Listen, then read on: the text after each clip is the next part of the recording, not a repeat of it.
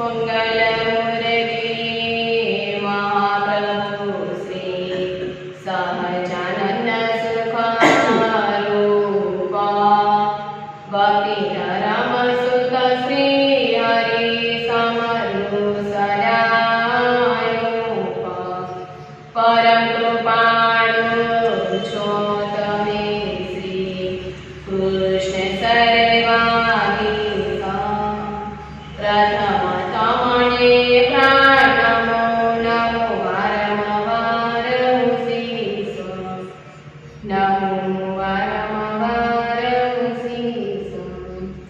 ओम श्री स्वामिनारायणाय नमो नमः। श्री पूर्ण पुरुषोत्तमाय श्री घनश्यामाय श्री सहजानंद स्वामी नमो। भगवान भावથી અમારા જય સ્વામી। ઘનશ્યામ મહારાજને અદ્ભુત બાલ લીલાઓ છે, અદ્ભુત પરાક્રમ છે ભગવાનના, જેને શ્રવણ કરતા જ આપણા જીવાત્માને શાંતિની અનુભૂતિ થતી હોય છે। એમાં શ્રદ્ધા, વિશ્વાસ, જેટલી શ્રદ્ધા અને વિશ્વાસ રાખીએ એટલી આપણને જીવને શાંતિ મળે છે। પૃથ્વી ઉપર ભગવાનનું પ્રાગટ્ય થયું છે, અનેક અસુરોનો સંહાર કરવા, અનેક અસુરોનો નાશ કરવા માટે, કે જે અસુરો પૃથ્વી ઉપર નકરું પાપ જ કરતા હતા, પાપ પાપને પાપ, પોતે ભજન ભક્તિ કરતા હોય જે ઋષિ મુનિઓ મહાત્માઓ સંતો તેને પણ વિઘ્ન કરતા, ભજન ભક્તિ ના કરવાની, યજ્ઞ ના કરવાની, યજ્ઞ યાગાદિમાં તમારે અપવિત્ર કરી દે, યજ્ઞ થતો હોય તેમાં માંસ મોગી દે, રોટલી મોગી દે અને એ યજ્ઞમાં પણ વિઘ્ન લાગે।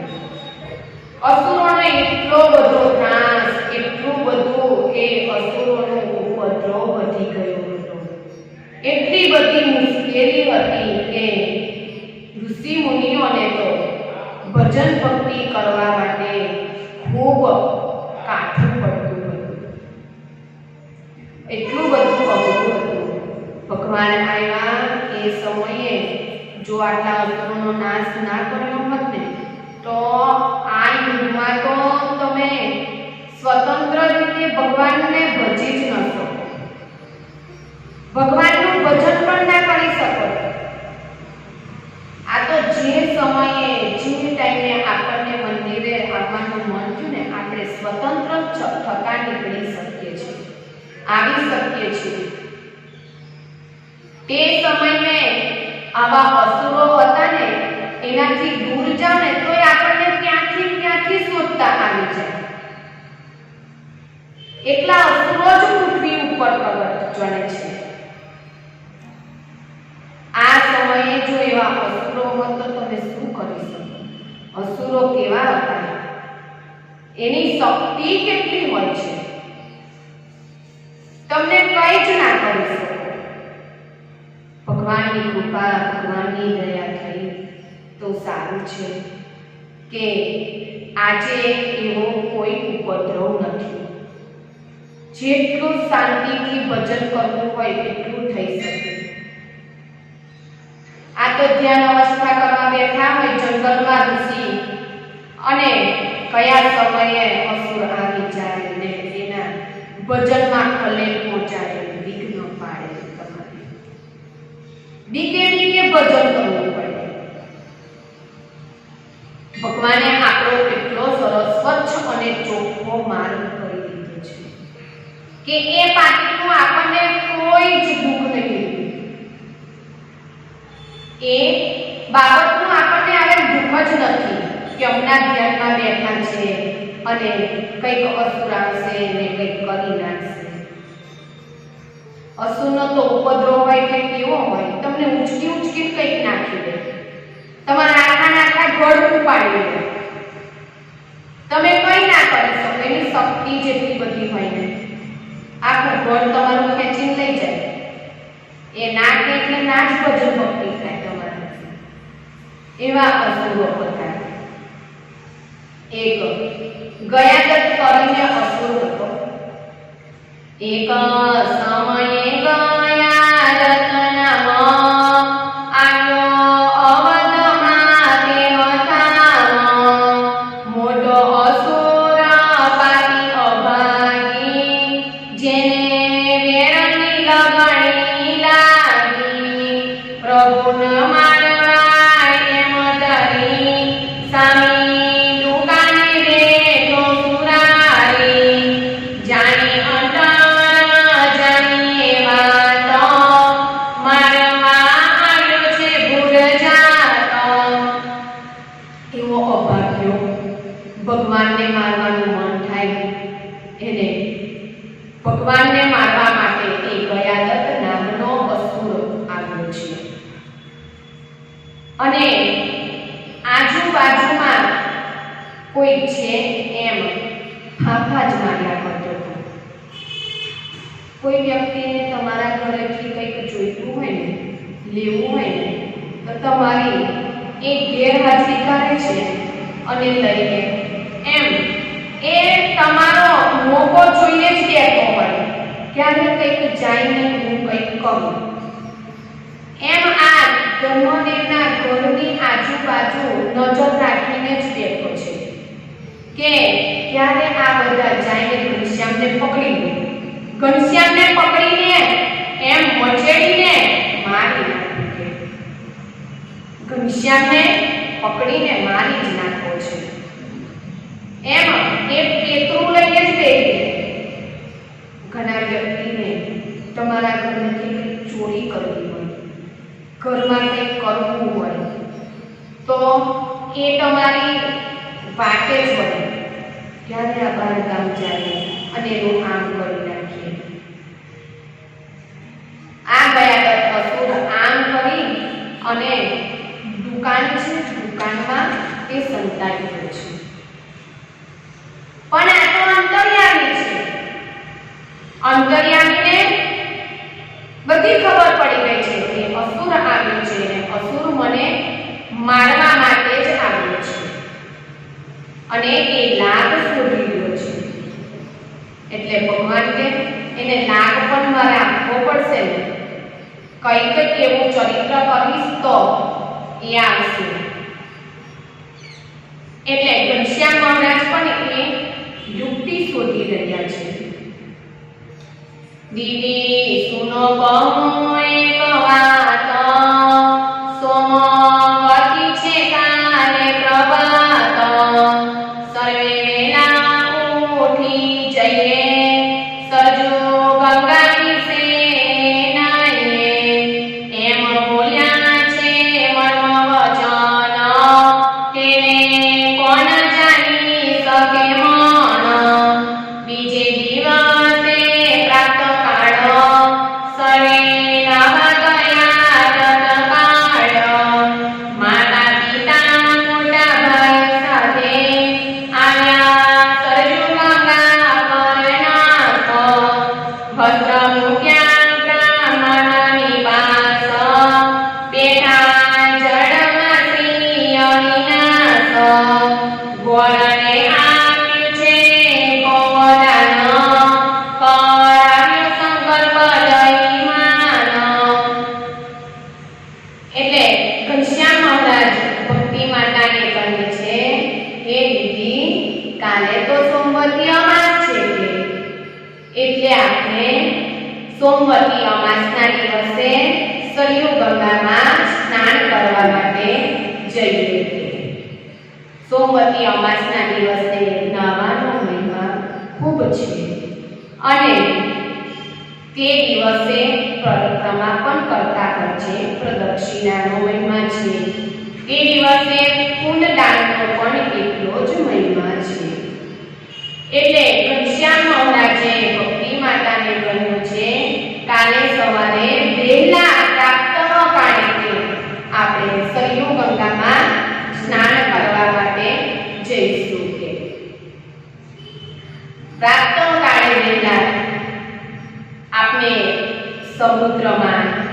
નદીમાં જળાશયમાં સ્નાન કરવું હોય તો બ્રહ્મ મુહૂર્તમાં સ્નાન કરવું. ઉત્તમ ને વધારે પુણ્ય પાવનકારી સ્નાન હોય તો એ બ્રહ્મ મુહૂર્ત. બીજું છે કે તારા જતા રહે પણ સૂર્યનારાયણ હજુ ઉગ્યા ન હોય, સૂર્યનારાયણ ઉદય ન થયા હોય, એ માધ્યમ સ્નાન છે.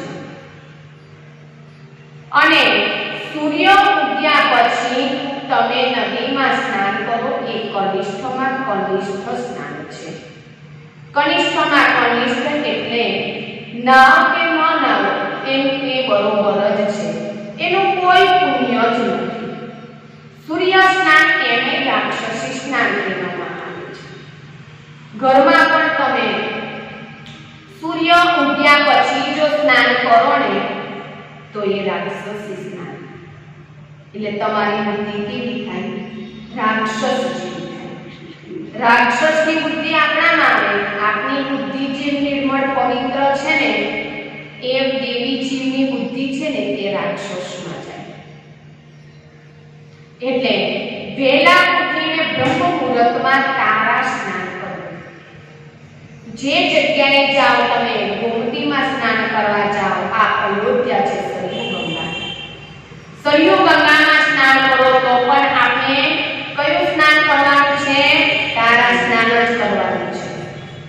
વહેલા ઉઠી અને સરયુ ગંગાએ પ્રસાદીની ગંગા છે ત્યાં આપણે સ્નાન કરવાનું છે. એટલે ઘનશ્યામ મહારાજે ભક્તિ માતાને કહ્યું છે કે આપને સોમવતી અમાસ છે તો સ્નાન કરવા માટે ત્યાં જઈએ. અસુર એ દુકાનમાં સંતાઈને બેઠો છે, એ બધી વાત સાંભળી રહ્યો છે કે કાલે ખરો લાગ મળવાનો છે. ઘનશ્યામને મારવાનો કાલે બરાબરનો મને દાવ મળી જવાનો છે. એટલે ઘનશ્યામ મહારાજ, રામ પ્રતાપભાઈ, ધરમદાદા, ભક્તિ માતા એ ચારેય જણ સરયુમાં સ્નાન કરવા માટે વહેલા ઉઠી અને જાય છે. સ્નાન કરવા માટે ગયા છે અને ત્યાં જળમાં સ્નાન કરવા માટે ગયા અને આગળના અસુર ત્યાં આવ્યો છે. મગરનું સ્વરૂપ લીધું છે. અસુરની તો માયાવી શક્તિ જેવી છે કે સેમ ટુ સેમ તમારા જેવું પણ સ્વરૂપ લઈ લે.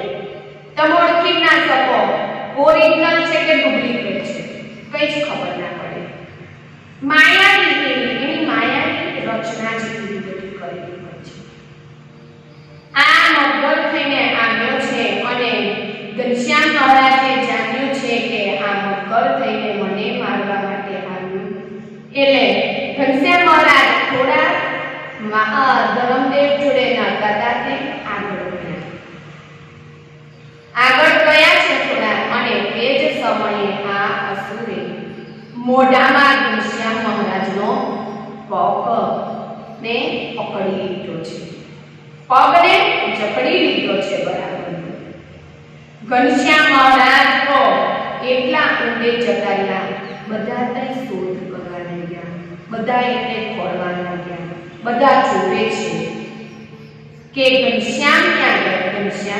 ઘનશ્યામ તો દેખાતા જ નથી. બધા ચિંતા કરે છે. ભક્તિ માતા, રામ પ્રતાપભાઈ બધા ચિંતા કરે છે, છતાં પણ ઘનશ્યામ દેખાતા નથી. એટલે ભક્તિ માતા તો ત્યાં રુદન કરવા લાગ્યા છે. અરે ઘનશ્યામને શું થયું છે? ઘનશ્યામ ક્યાં ગયા છે? કાંઈ દેખાતા જ નથી. પાણીમાં ડૂબી ગયા છે કે શું? ઉપર દેખાતા જ નથી.